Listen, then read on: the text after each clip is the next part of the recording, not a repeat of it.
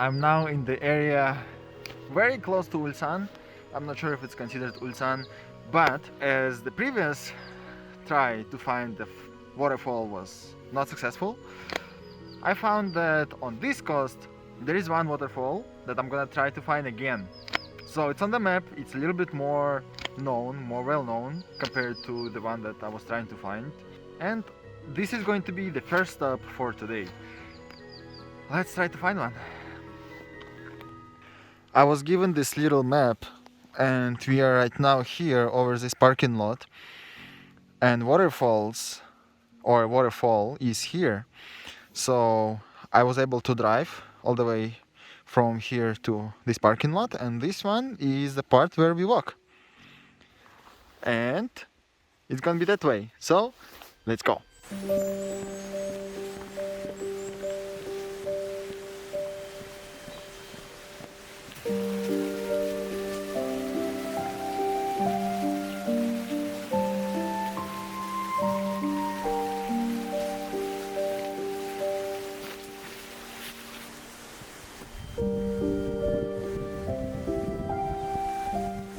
And another good thing is that there are usually maps which are pretty big, and then this one shows that there are several mountains, several quite tall mountains, higher than 1000 meters, and there are all the ways to get there, and then even the time. So for example, if you walk from here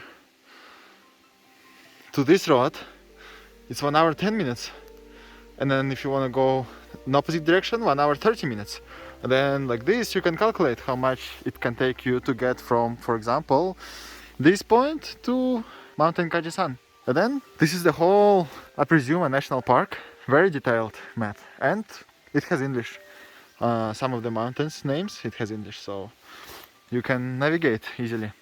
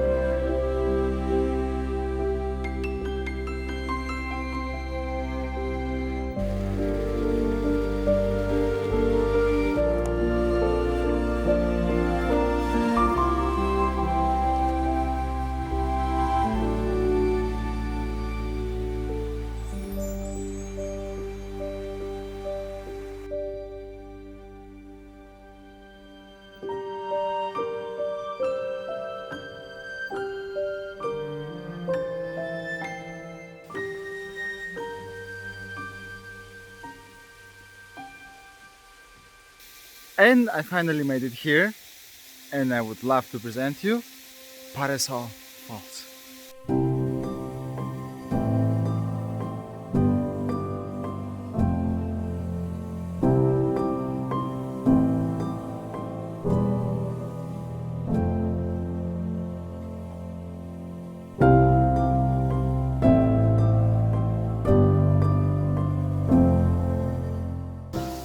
This is the highest waterfall that I've seen. It's 5 to 7 meters long.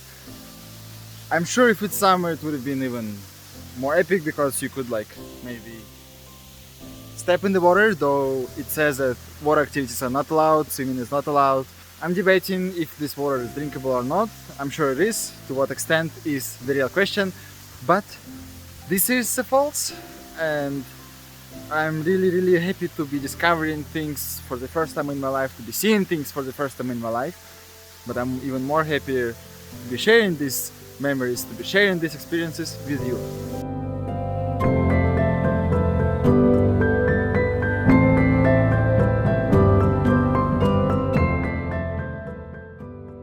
I love driving around these roads. Look at the valley that you can see from here, and the altitude is changing as well, and I certainly feel it in my ears.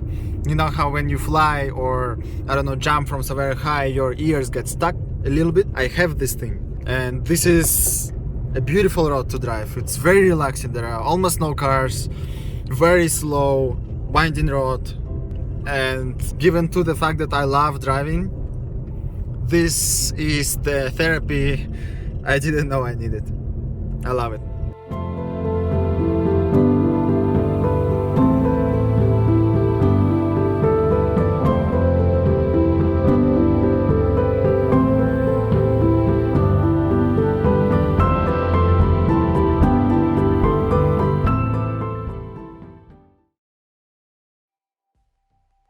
Alright, and right after the falls, I just arrived to a new very special place.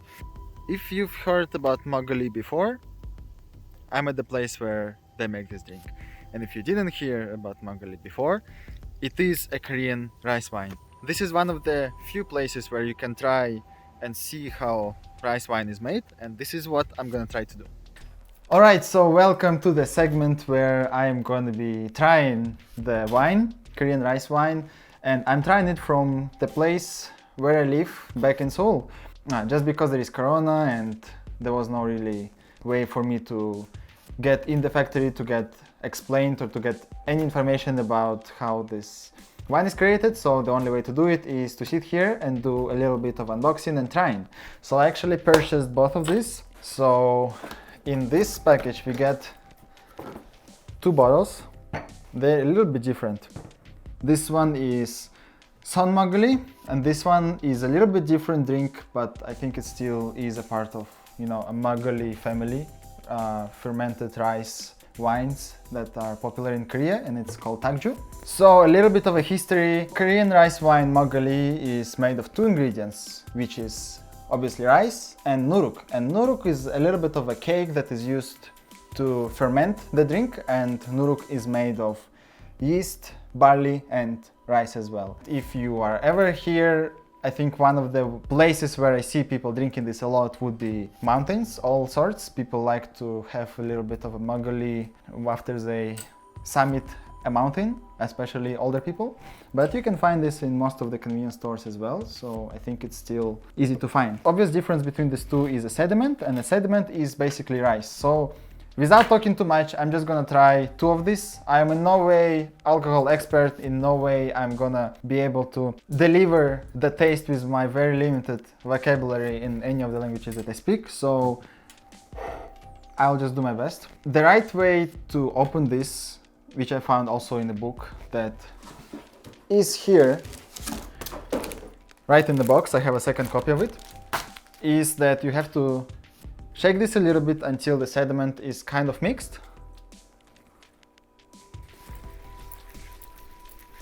So, and obviously after shaking, it's a little bit dangerous to open it. So the way to do it is to slowly let it out. That was a very close call.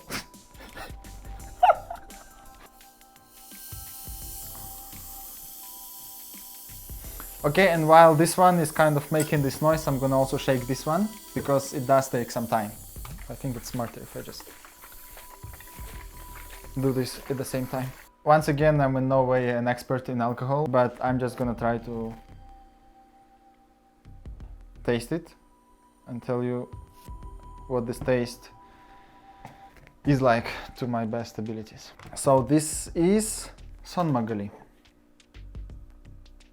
And in Korean, cheers is gonbae, so gonbae for the trip.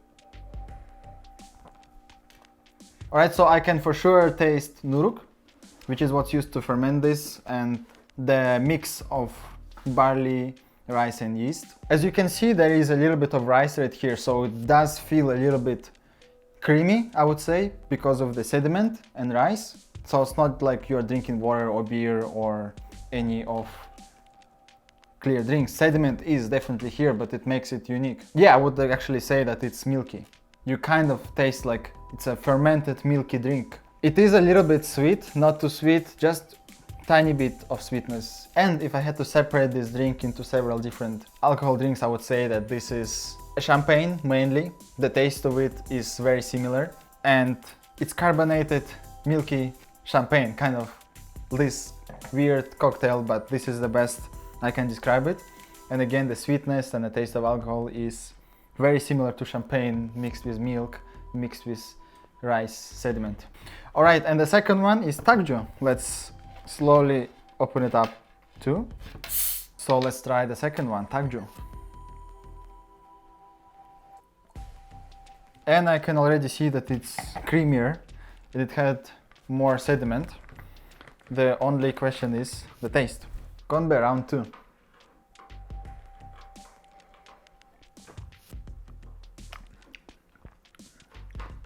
So this one, take a little bit of a creamy rice taste of the first one and maybe triple it. It does feel like you're drinking a soup of some sort. Cream soup, maybe corn soup, just because of how much sediment there is, and it adds to the creamy taste. But I would say sugar-wise, alcohol-wise, it's very, very similar. I enjoy it a lot. And again, just take the taste of champagne, a little bit of a sweet champagne. Imagine that you're putting milk or cream in it, or milk with cream, and a little bit of rice sediment. This is, I think, the closest way I can describe this too. But it has been a very interesting experience, since I was not really into any of this, and I just tried it maybe 2, 3, 4 times in my life max. And I didn't really know about any of the types that Margoli has, and I am happy that I got a special one in Ulsan and not in the convenience store, because I'm sure this one is the closest, if not the most real experience of Margoli one can try. So I'm gonna finish this and let's go back to the car. And right next is a very, very, very long drive. It's more than 5 hours of driving. It's on the east coast of Korea, and we are gonna be coming closer to the end of this journey. For now, I have to drive almost 500 kilometers for the rest of the day.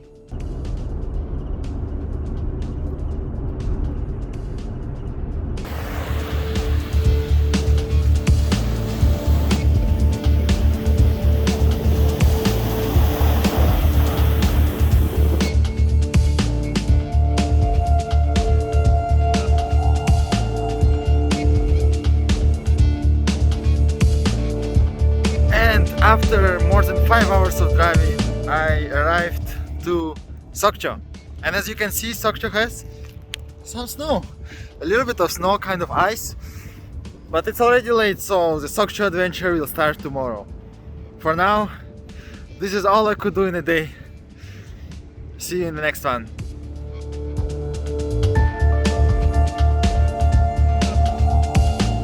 So it's on the map, it's a little bit more known, more well known compared to the one that I was trying to find, and or anything bigger than 2 meters, 2-3 meters, and I finally made it, here in Sokcho.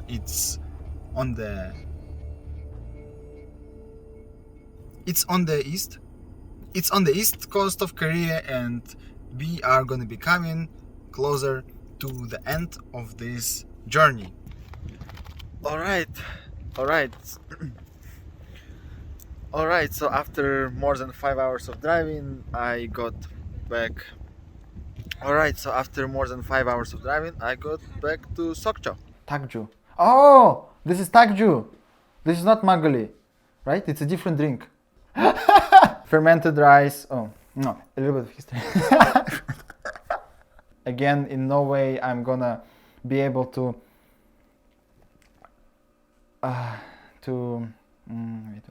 I'm afraid that it's gonna, yeah, it creates like